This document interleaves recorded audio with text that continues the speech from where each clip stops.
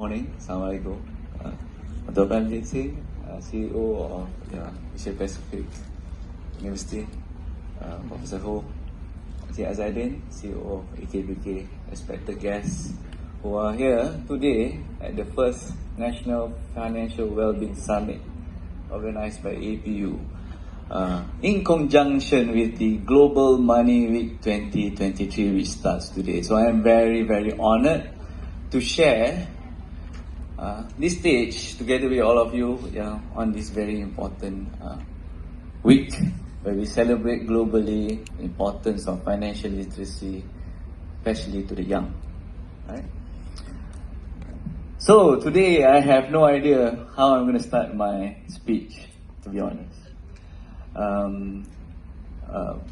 This is something very close and dear to me. Financial well-being, financial literacy, to do with how we would live this life. It has a lot to do with our social well-being. Datuk Pramjit mentioned this morning during his opening speech about the worrying stats about young being bankrupt. That itself is just one registered stats that we know about. And we have a lot more out there that we have yet to uncover when it comes to financial well-being, financial literacy, and how it fits together with the social well-being of a person. And that's why I'm proud. Have you seen the corporate video of our company? I wish it was in English so that some of my, I know that the Professor Ho mentioned that there's 130 over countries represented in APU with a wide variety of students. And I hope they are in this hall together with us. Because again, the importance of financial well-being and financial literacy cuts across the global world. That's why we have Global Money Week, right? And at every Zakaful, if you've seen the video, one thing that I'm proud of, all the stats that they show where we are, numbers of people we cover and what stuff and whatnot, is the vision we have about changing the way people feel about Takaful in Malaysia. Changing the way people feel about insurance from the group.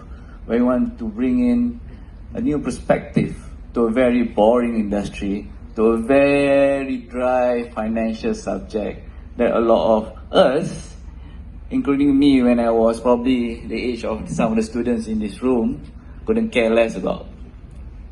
Right? It is something that we at Every Takaful has been passionate about, promoting and advocating financial literacy, financial inclusion across all walks of life. Today, I'm proud to have Alina Ame speaking in the next panel, who is our strategic partner at Academy for our anchoring financial literacy program Fund for Life. Then you hear from one intern, also a representative from Every Takaful, who together with me and Alina set up Fund for Life. As we touch our fourth year of running this program this year, and touch more than 12,000 people, and this year we want to touch 100,000 students, and we welcome APU to be on board as one of regional partners if you are interested too. But I'm not going to talk about that. Let Alina talk about that later. She's a very eloquent speaker. She can speak much better than me with perfect English and wider vocabulary. But we are here to talk about financial well-being and financial literacy. And this is something that I caught from the internet about what financial well-being. And you can read it on your own, if you may. Because what is more important is how financial well-being is close to financial literacy, and how the ability to do and manage financial management well ensure that you are emotionally healthy both internally and externally. Because that is a very important point when we talk about financial literacy and what it means to us as individuals. It's just not about the skills to do the maths, to calculate where your money in and out. It is also about, more importantly, the appreciation of money what it means to you, and the habits that you bring in when you use it. That determines what a good financial management means. And you see this next slide that shows a lot of a Venn diagram and a lot of blocks on the right. And it shows about how your internal, physical, mental, your social is all interrelated to one another, including your financials. And this is a very important piece of information that you need to realize when you talk about financial literacy. As we focus a lot about the skills to manage it and forget the importance of building the emotions and habits around managing it. There's this book, I can remember, Lina, what's the book called, by the Japanese guy, she'll mention it later, that talks about these 7 characters of what, how you view money and how you deal with it. I personally had a lot of personal experiences with money. I think Datuk Pramjit mentioned about how he was young and he was taught about, the dad saying the second son give $1 and he brings back $2 and whatnot, right? Because that is a very important point where money starts from young. And most of this conversation will have to start at home when you are young. The thing about, in the Asian context and Malaysia context, money is looked as a very serious manner alone for adults. By the time you get into university, then you start to be culture shocked by some of these unrealized responsibilities that are put on you. A lot of students go into universities with loans, with student loans, with if you don't get scholars, and you go out of it with the first line of credit that you need to serve.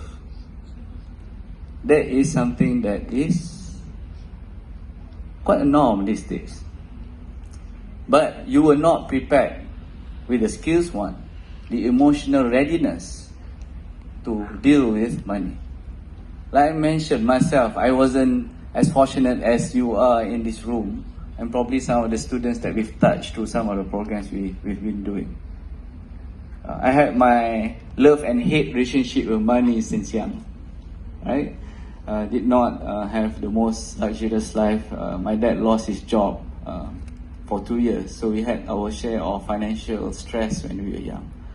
Why I put up this very important point? Because that experience builds how I view money at a very young age.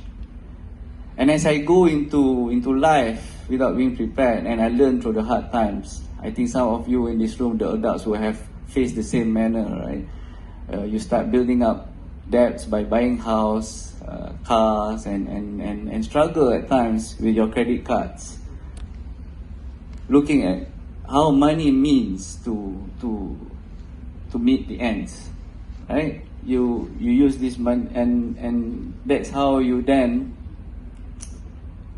learn through those experiences, sometimes very, very painful.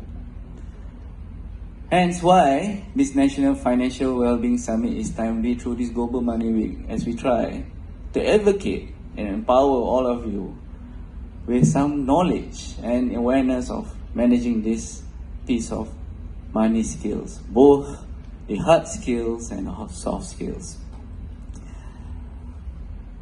Pandemic itself, I think that's one piece of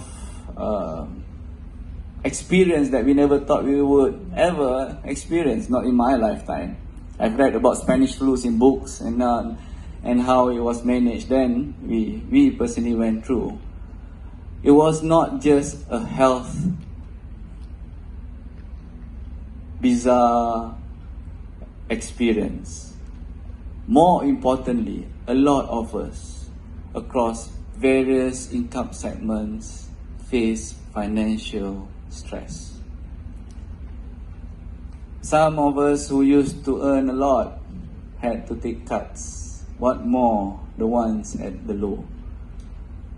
And that itself, well, there's a silver lining to that, because through stats produced by Bank Negara Malaysia through their financial capital inclusion demand side, it has a positive influence on longer term financial behavior, where people look about saving for the future, for retirement, as well as learning that it's important to personally find ways of managing money well. These are stats, and I'm not going to go into the details of it. It just shows that a lot of people were impacted by COVID financially, right? And most of the ones that are most impacted are self-employed. I mean, if you look at self-employed, you don't know who they are. They can be from segments, the small and medium SME segment, including the nasi lemak sellers by the street. Were they prepared? Maybe not. Things have gone through, we can't change that. But what we can do is to change what we behave and prepare the future generation financially for this. These are stats produced by Ringgit Malaysia together with the Financial Education Network. I think KPK is a proud member of FEN. Right? Datuk mentioned just now about how the young faces difficulties of this financial management, about the bankruptcy and whatnot. But if you look at this stats itself, below 35 years old, 29% of them only realize their emergency fund, 47% spend exactly or more than what they earn. That tells that you actually spend, the young ones, start spending more than what they earn, building up credit at a very young age, and eventually goes into the bankruptcy piece that you don't want to go through, I tell you. Right? Luckily, we have AKPK. They are in the room that will help you go through that and have a second chance in life.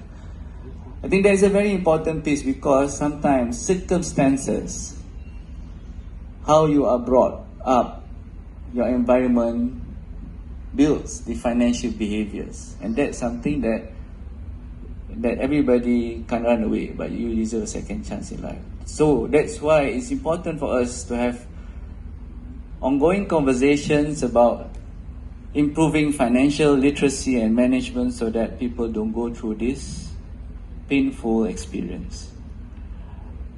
Okay, let's jump to this is another slide, a beautiful slide pulling out stats from reports produced by Bank Negara Malaysia, the Financial Capital Inclusion Demand Side Survey.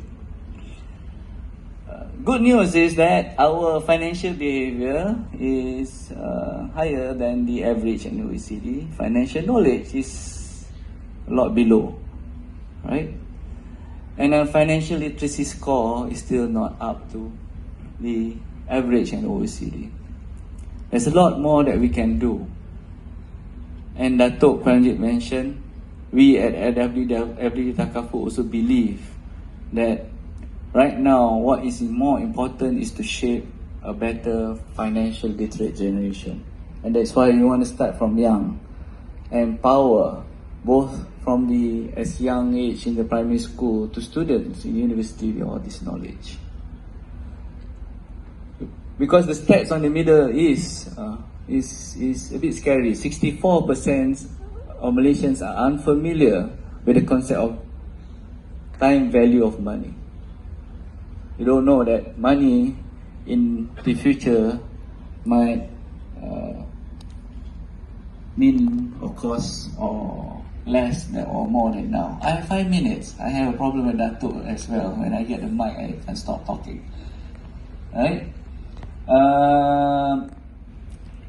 And on the far left side of the slide shows it's more scary when it goes below the low income segment, right? That's something that that we would need to look at, right? Households impacting whatnot. Sorry, I got distracted by the 5 minutes warning sign. As a takaful practitioner, while the awareness of the importance of financial protection increased during pandemic, you can see still 1 out of 3 respondents indicates they don't want to know, no interest to know at all about the importance of financial protection. I'm a passionate and true believer of takaful in insurance, particularly takaful as a religious person, my religious obligation as a Muslim for us.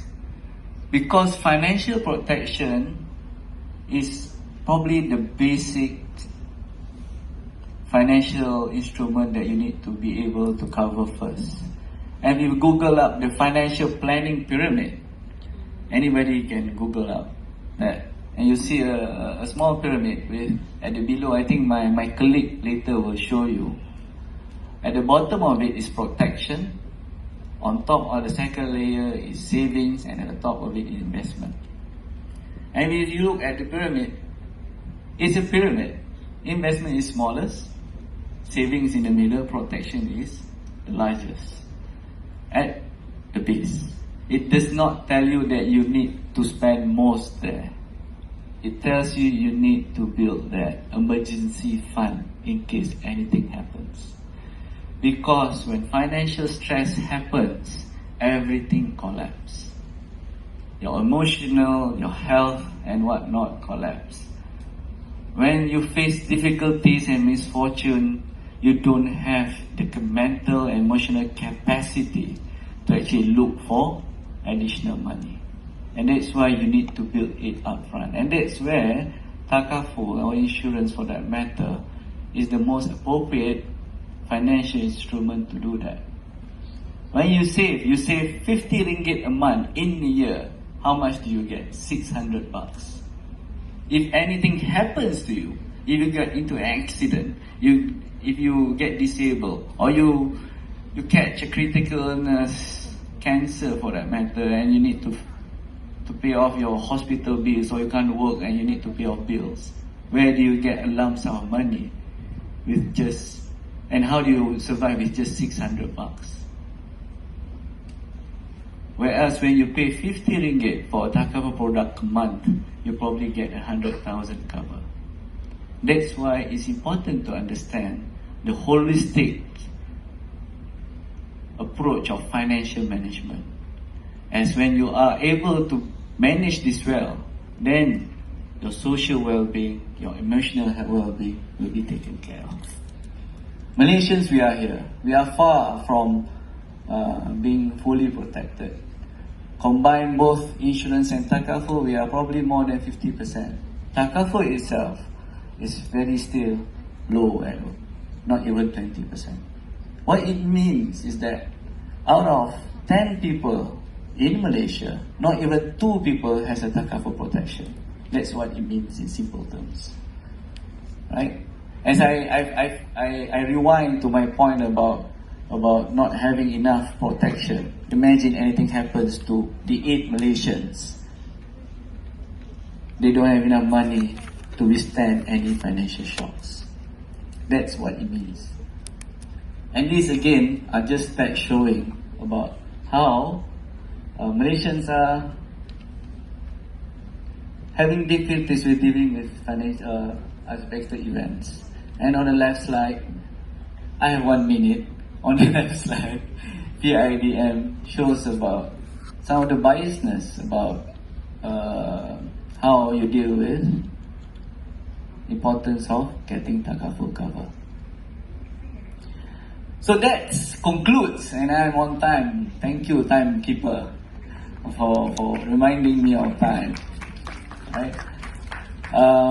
As I said, I'm really winging it and going by the flow because I do believe in this very important agenda and cause about financial literacy, financial well-being, because I believe this taboo subject to a lot of us in Malaysia is something that we need to address.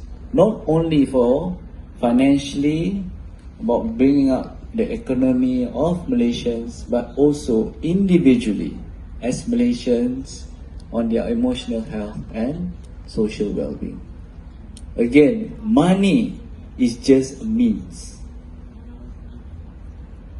What it means to you, you need to learn it and build that appreciation, then build that habits and behaviors towards it. First, learn to appreciate what money means and what it can do to you, for you, and for the people around you. Then you have a holistic financial well-being for you and the community at large. With that, thank you very much. Assalamualaikum warahmatullahi wabarakatuh.